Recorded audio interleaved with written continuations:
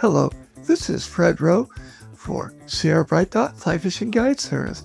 I've been teaching, guiding, writing, and lecturing on fly fishing since 1982. Well, let's get to this week's fly fishing report for November 7th to the 13th. Well, that means we only have 2 days of the regular fishing season left after this week. So, what are we going to talk about today? Let's start with the upper Owens River. Yep, we're seeing the trophy rainbows in there in good concentrations. And then every once in a while, we're getting a good brown. So if you're looking for the bigger browns, they're there, but you got to work hard for them. And what are you going to do? I like throwing bigger nymphs, size 12 stoner nymphs, size 12 green gold wire prince nymphs. I also throw a smaller fly in there, like a size 16 hotspot pheasant tail to catch smaller fish. That way at least I'm catching some. I don't get the big trophy fish. And then there are those guys that really like catching the bigger trophy fish, throw in streamers. If you really want the really big trophy fish, get out there early. Hour before sunrise for a couple hours, an hour before sunset for that 2 hours, and fish it. So, what are we going to throw? We're going to throw big streamers. And how are you going to throw them? Any way you want. There are lots of ways to strip the streamers back in. You can throw them in, strip them fast. You can throw them slightly upstream, let them get some depth into the water column, then strip them in. You can throw them out, let them get some depth in the water column, let them sweep out from underneath the cut banks, and you can also just dead drift them under an indicator. So when you do that, be ready for big fish. I like throwing big streamers, not for what I catch, but for what I miss. The biggest fish I've ever seen chase the flies, but never take them. So a fun way to fish in the fall. They call that meat fishing. Get out there, do that. Okay, let's head over to Hot Creek. Trico hatch, pretty much waiting. What we're looking for now is the blue-winged olive hatch. Starts around 8:30, 9 o'clock, goes for a couple hours.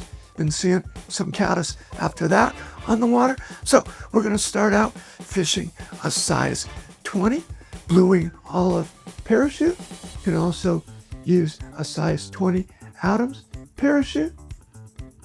And then you can also use a size 20 sparkle done in olive.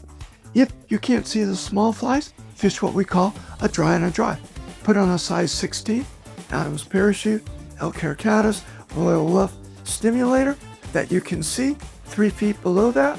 Put on a tippet, tie it to the end of the bend of the hook, and then tie on your tiny dry fly. When your big fly moves, set the hook. It's 3 feet away from the little fly. Anything with that 3 foot circumference, set the hook if it rises. Okay, nymphing in there? Yeah, reef beds are starting to break up a little bit, so you can try a little nymphing, particularly in the canyon section. What are you going to do in there? You're going to fish size 18 olive coelogons, size 18 beaded flashback pheasant tails. Then you're going to use size 18, Fred, what's the fly called? Yes, it's called a brassy. Couldn't think of it for a second. Yes, use a brassy and use it in green and gold wire, or in tiger, or in zebra coloration. And then use midges in tiger, zebra, and try a regular midge in green and gold. Okay, so where are we going next? Crawley Lake. I love fishing this time of the year. Up on Crawley, throwing big streamers from the shore, the banks, depending where you're at. Some places I think banks, because it's steep there. I'm using a full sink line. Count it down, 1/1000, get down 5, 10, 15, 20 count, strip it in, find out what level the fish are in. I like fishing slump busters.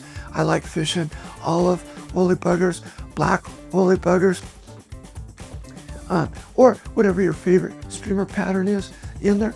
Throw them out, count them down, strip them in, move up and down the bank, looking to find the fish. Get some big browns doing it that way.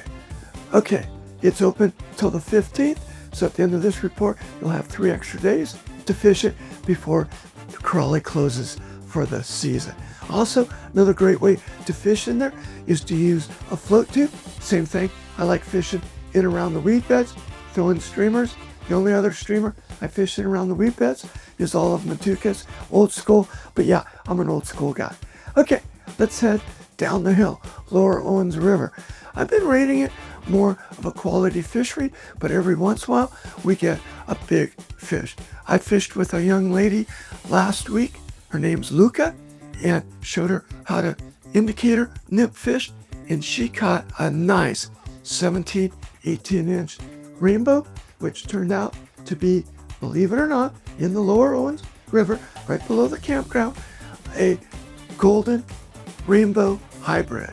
Yeah, it's far removed, but I had it ID'd by a biologist, and that's what they came up with. Shocked me.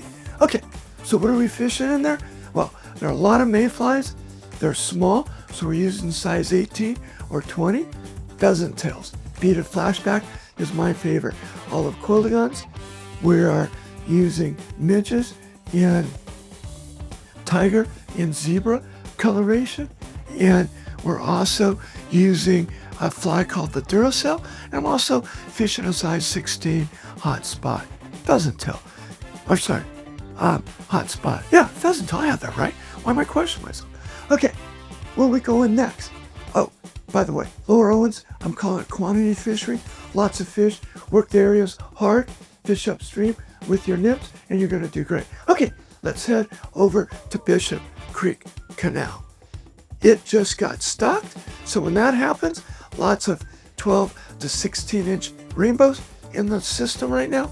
I've been looking for the wild fish, fishing dry flies, really small, like size 18 or 20, Adam's parachute, blue wing olive parachutes, elk hair caddis, but the hatchery trout weren't coming up looking for them, so I switched to a nymph rig, and I fished a size 12 stoner nymph and a size 18 olive quilligon, and caught the hatchery fish on both of those, and I happened to be fishing my Tenkara rod.